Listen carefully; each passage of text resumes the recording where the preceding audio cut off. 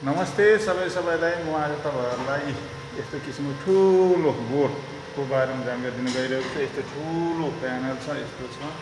मसँग एउटा यसरी शेड्युल पनि छ र यो भनेको यो ESMDB हो र यसमा कति 400 एम्पियर फिल्ड लगाएको छ भने 300 एम्पियर को टिभी MCB लगाएको छ। यो भनेको के हो, यसभित्र के हुन्छ र कस्तो किसिमको MCB कस्तो किसिमका केबल साइज गेजहरु लगाएको हुन्छ यथावत अवश्य जानकारी दिन्छु र सुरु भिडियो एकदम इम्पोर्टेन्ट छ। सुरुदेखि अन्तसम्म स्किप नगरेर हेर्दिनु होला र एक लाइक कमेन्ट शेयर पनि अवश्य गरिदिनु होला।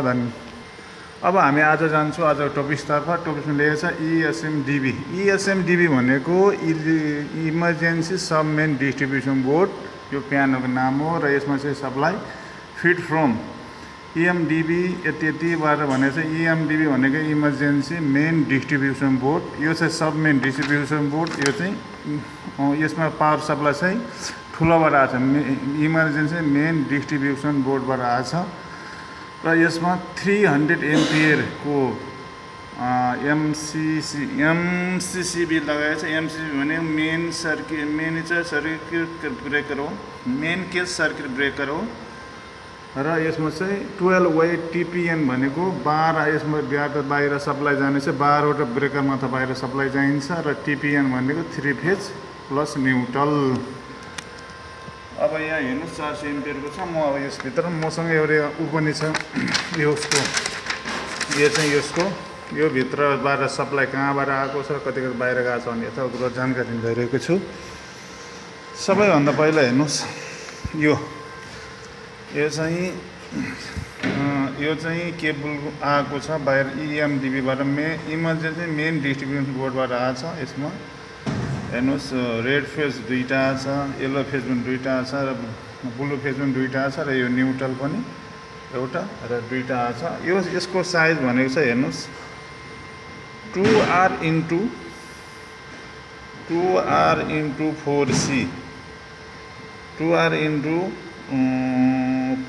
4C -240 mm²। यसको मतलब यो वायरको साइज भनेको 240 mm² केबलको साइज छ र यसमा डबल छ। 2R भनेको double, yellow phase double, red phase double र ब्लू फेज पनि डबल र न्युट्रल छ डबल र यसको अर्थिङको साइज भनेको 120 mm² सिंगल कोर। यो चाहिँ यिनीहरु चाहिँ 4 कोर है। अब यो सबैभन्दा ठुलो ब्रेकर लगाएको छ तपाईको, यो ब्रेकर चाहिँ छ तपाईको 300 एम्पियर, 400 एम्पियर MCCB कति छ, यो चाहिँ म्याक्सिमम लोड 400 एम्पियर MCCB भन्नु मिनिजर केस सर्किट ब्रेकर। अब हामी जान्छौँ मास्तिर। यसमा 12 वटा गइरहेको छ। अब केबल साइज यसको कुरा गर्दाखेरि हेर्नुस्, यो केबल साइज छ 4 कोर 35 mm² और अर्थिङ छ 16 mm²। यसको अर्थिङको साइज भनेको छ आउट गोइङ अर्थिङको साइज 16 mm² छ भने यो RY फेजको साइज छ 4 कोर 35 mm²। त्यसगरी यसको पनि 4 कोर 35 mm² छ। अब यसको पनि हेर्नुस्, यसको साइज पनि 35 mm² छ। RYB, R 35 mm², Y 35 B 35, यसको अर्थिङ साइज पनि 35 mm² छ। त्यसगरी यो सानो भनेको चाहिँ 16, यो सानो भने चाहिँ 4 कोर, यो सानो साइज छ। सानो साइज भनेको 4 कोर 16 mm केबल साइज छ र यसको क्यापेसिटी कुरा गर्नु पर्दाखेरि अब यसको क्यापेसिटी छ, यसको क्यापेसिटी भनेको 25 mm²। एफएम रोडले यसरी यो चाहिँ यहाँबाट डिभाइड भएर गएको छ। हरेकको चाहिँ यहाँ लोड देखाएको छ। लोड हेर्नुहुन्छ भने 4 mm² को चाहिँ लोड छ 63 ampere, 3 phase plus neutral MCCB। हरेक यो भनेको MCCB हो। यसमा चाहिँ यसको साइज दिएको छ यसको साइज हो 100 एम्पियर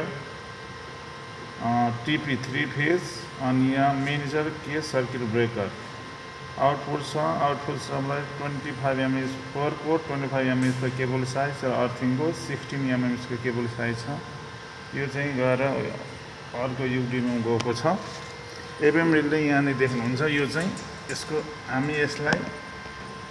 हामी यसलाई सिटी कोइल भन्छौँ यो सिटी कोइलले विशेष गरी यसको एम्पियर यसको एम्पियर आछ भने यो बोर्डमा यसले सञ्चालित गर्छ र त्यसै गरी यो रेड फेज को गर्ने गर्छ त्यसो येल्लो फेजको यो सिटी कोइलले यसको भोल्टेज एम्पियर सबै माथि यसको एम्पियर सबै यसमा देखाउने गर्छ र येल्लो फेज सप्लाई आछ भने यसरी देखाउने गर्छ